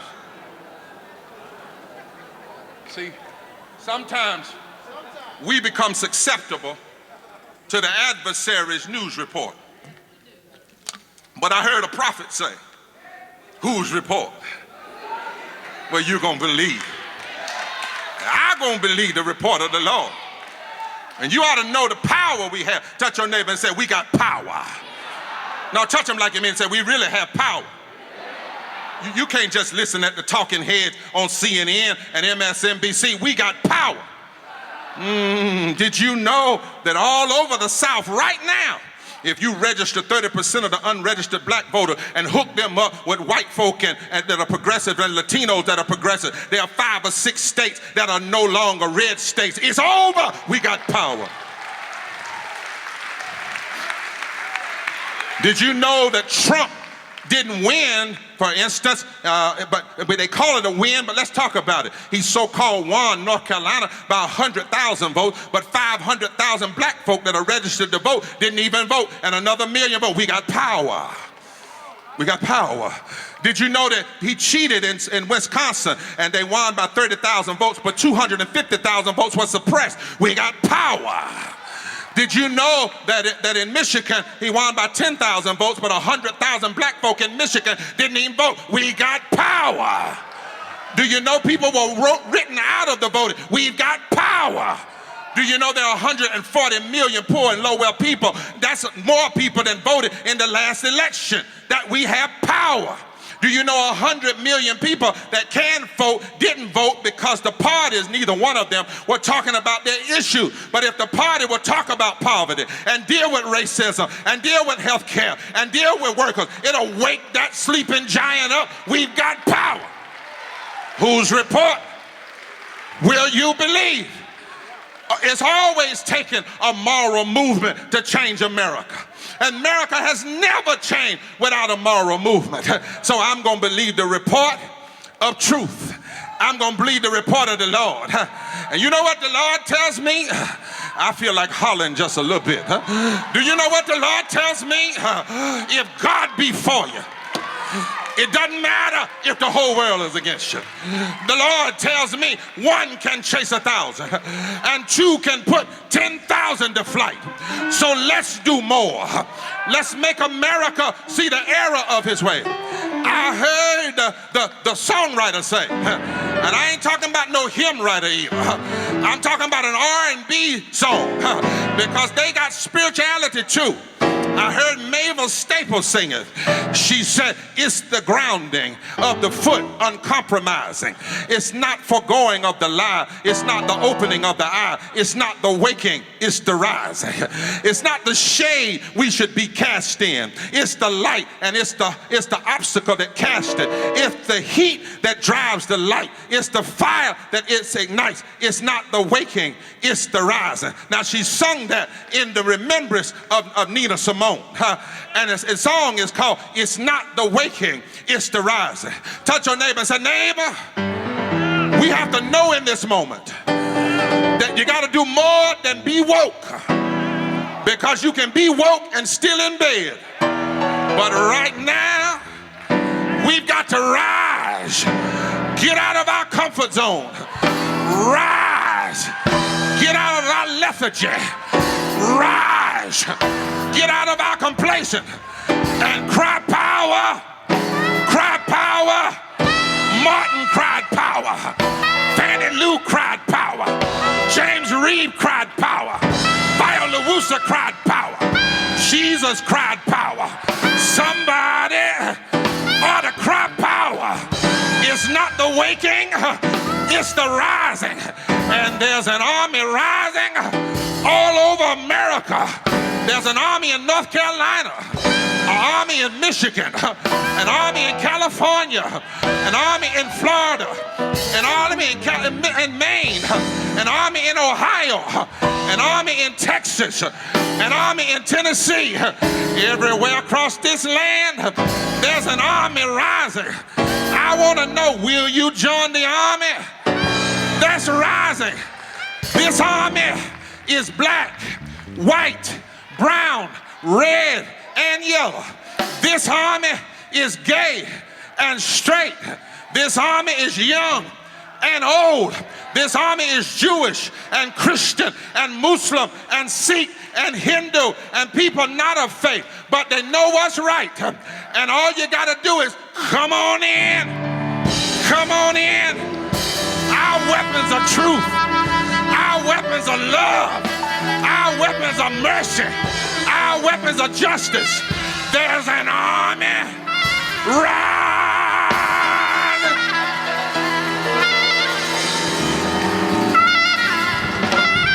Somebody say rising. It's not the waking. It's not the waking. It's the rising. Shake your neighbor and say, neighbor, get your woke self out of bed. It's time to march. It's time to vote. It's time to stand. Rise.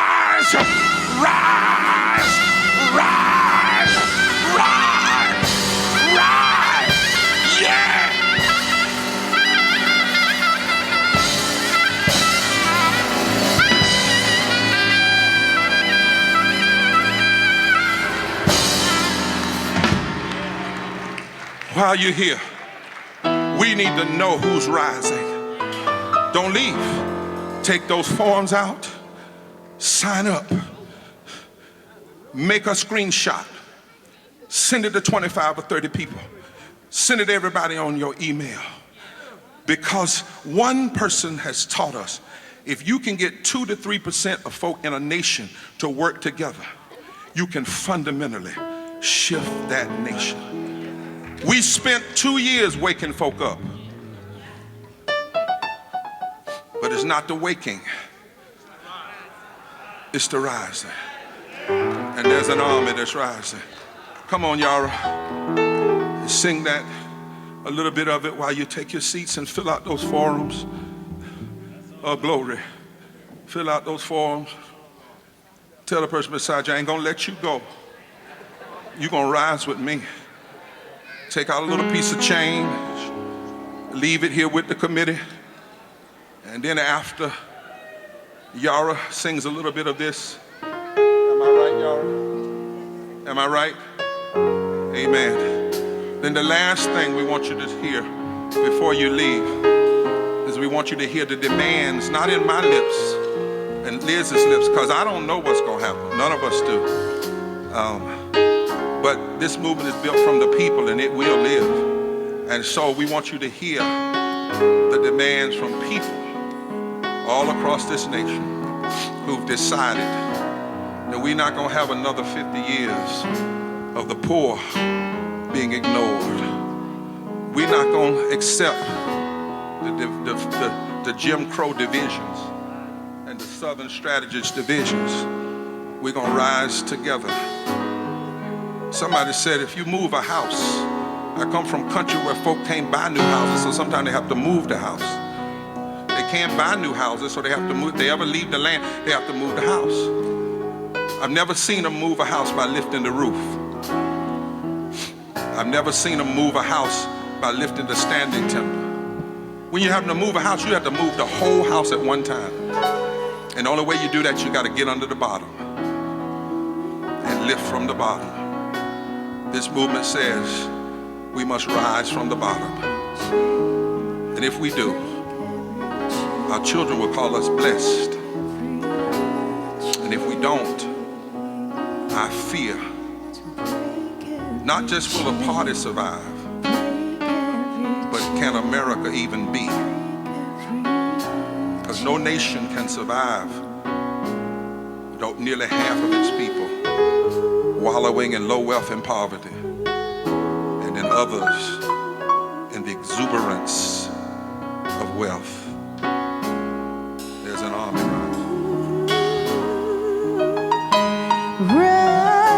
rising up. There's an army rising up, yeah, to break every chain, break every chain, break every chain. Oh, break every chain, break every chain, break every chain. Oh, there's an Great border crossing God, great wall smashing God, gentle Father God, fierce mother hen God, lover of the poor. However we call you, we call upon your name. Pour out your strength, your grace, your peace. Keep safe all of those in this movement, those who travel from this place. Surround them with your power. There is evil at work, oh God, but your love is greater. On the days they are weary, their bones are tired, their voices are hoarse, be their strength and their shield as you have always been. Bless with mighty power the good work that will carry on, for we know the victory is yours. We ask your blessing in your name. Eternal God, give us the courage to pray with our feet, shout with our votes, dance with our protests, speak with the tongues of resistance, preach with the rhetoric of redemption, sing with the urgency of now, and love in the language of our ancestors. Lord, will you please make our churches, our mosques, and our synagogues war rooms of protests. Raise up leaders, God, who will do more than entertain and capitulate to the dictates of Pharaoh and Caesar. We not only rebuke the spirit of unjust laws, racism, sexism, classism, militarism, capitalism, misogyny, homophobia, xenophobia, racist gerrymandering, police misconduct, but we rebuke the structures, principalities, and powers, and politicians and preachers that perpetuate them. Lord, we pray now that you will breathe upon these bones and make us an army, not an audience. We pray this, oh God, in the name of Martin, Rosa, Viola, Malcolm, Chavez, and Medgar. We pray it in the name of Goodwin, Cheney, and Schwerner, Heschel, Mary, Ida, Malcolm, Coretta, Betty, Teresa, Addie Mae, Denise, Carol, and Cynthia. We pray this in the name of the victims of the Greensboro riots, Trayvon, Sandra, Eric, and Michael. We pray and protest in honor of the poor and those who labor for their cause. And we pray in the name of the Negro from Nazareth, Jesus the Christ. It's in his name we pray. Amen. Ashe. Break every chain. Break every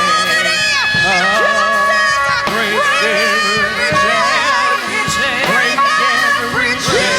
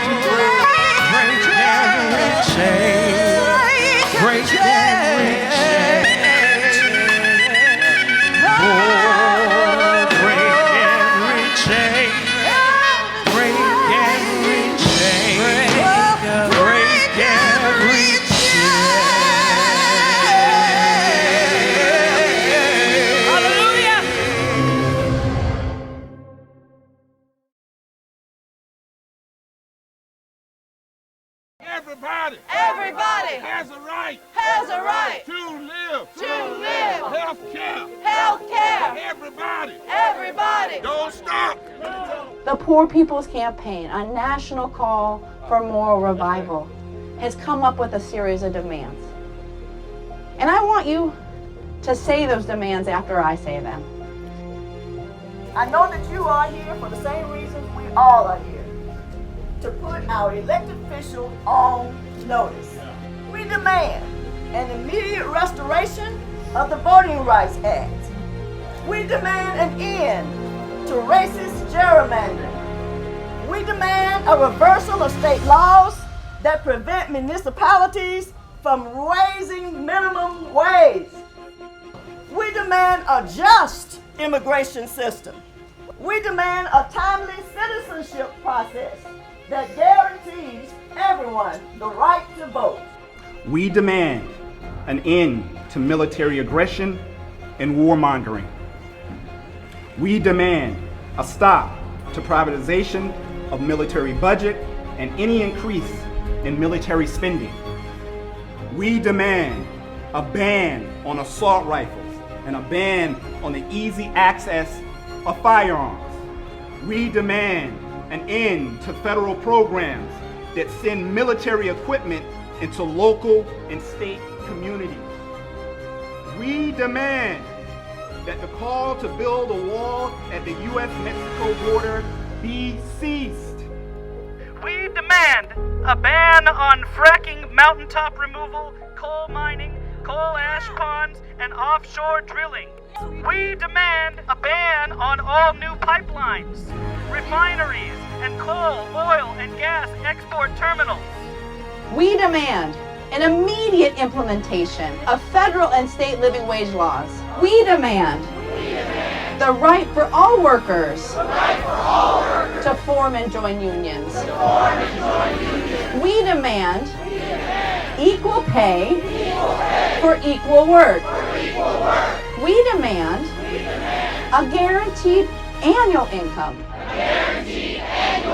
We demand fully funded anti-poverty programs that protects the welfare of us all. We demand decent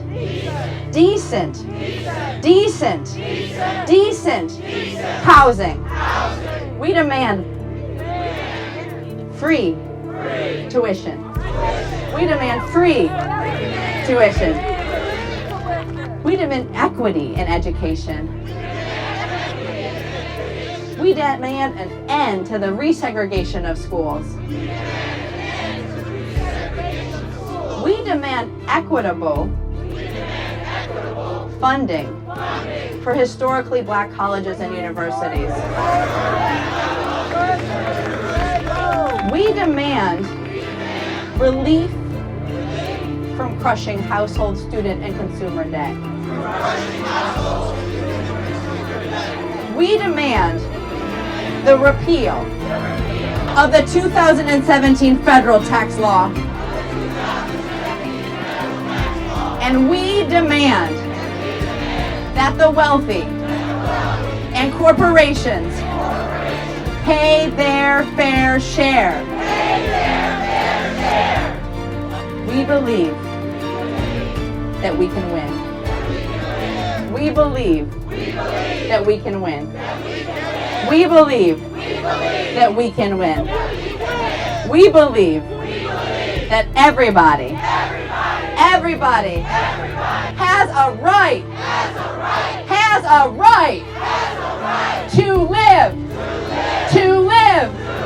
to live. I want you to know that when hands that once picked cotton join hands of Latinos, join hands of progressive whites, join faith hands and labor hands and Asian hands and Native American hands and poor hands and wealthy hands with a conscience and gay hands and straight hands and trans hands and Christian hands and Jewish hands and Muslim hands and Hindu hands and Buddhist hands. When we all get together, we are an instrument of redemption. When we join hands, we can revive and make sure that the promise of life, liberty, and the pursuit of happiness and equal protection under the law is never taken away from anybody. So I got a question. Are the rejected ready to revive and declare that this land is your land, this land is my land, this land is our land, and together from the State House to the White House, the rejected are going to demand that this nation never give up on being one nation under God, indivisible, with liberty and justice for all.